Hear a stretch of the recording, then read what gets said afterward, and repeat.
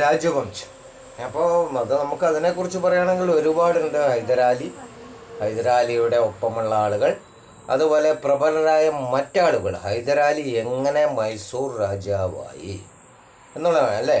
അപ്പോൾ അതുപോലെ ടിപ്പു സുൽത്താൻ്റെ കാലഘട്ടം എന്ന് പറഞ്ഞാൽ നമുക്കറിയാം, അദ്ദേഹം ഒരുപാട് കണ്ടുപിടുത്തങ്ങളൊക്കെ നടത്തിയിട്ടുണ്ട് ആ കാലത്ത്. അത് APJ അബ്ദുൽ കലാം എടുത്ത് പറയുന്നത് വലിയ വലിയ പീരങ്കികളൊക്കെ. അപ്പോൾ ഇദ്ദേഹം ഒരു പ്രാവശ്യം പുറത്ത്, അതായത് America or England, I Phogat എവിടെ പോയപ്പോൾ അവിടെ പീരങ്കിയുടെ ചിത്രം കണ്ടുവന്നു. അത് ടിപ്പു സുൽത്താൻ നിർമ്മിച്ചതായിരുന്നു. അപ്പോൾ എത്രയോ കാലഘട്ടം മുമ്പേ. അപ്പോൾ അന്ന് അതിനുള്ള സ്വായത്തമായ കഴിവുകൾ, അതിൻ്റെ വിദ്യ നമുക്കറിഞ്ഞിരുന്നു, ഇന്ത്യക്കാർക്കറിഞ്ഞിരുന്നു എന്നതിൻ്റെ തെളിവാണത്. മനസ്സിലായില്ലേ? അപ്പോൾ അന്ന് ഇത് പുറത്തൊന്നുമില്ല. നിങ്ങൾക്ക് എത്രയോ കാലഘട്ടം മുമ്പെയാണ്, ഈ നൂറ്റാണ്ടിലല്ല എന്ന് പ്രത്യേകം മനസ്സിലാക്കുക കേട്ടോ, ഒരുപാട് മുന്നേ. അപ്പോൾ you should have to know about it.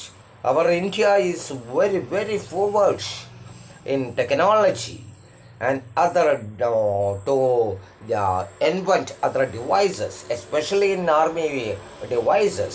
In those days, very many years ago, मेरा दर्शकों, भारत में उधर उस समय में वो पीरंगी और बड़ा आयुध इन्वेंटेड करते हैं.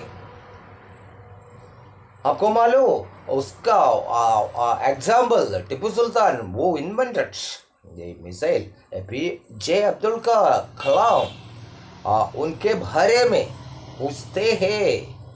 ഓക്കെ. അപ്പോൾ നമുക്കറിയാം, അതായത് ടിപ്പു സുൽത്താൻ്റെ കാലഘട്ടത്തെക്കുറിച്ച് പറയുന്നത് APJ അബ്ദുൽ കലാം എടുത്ത്.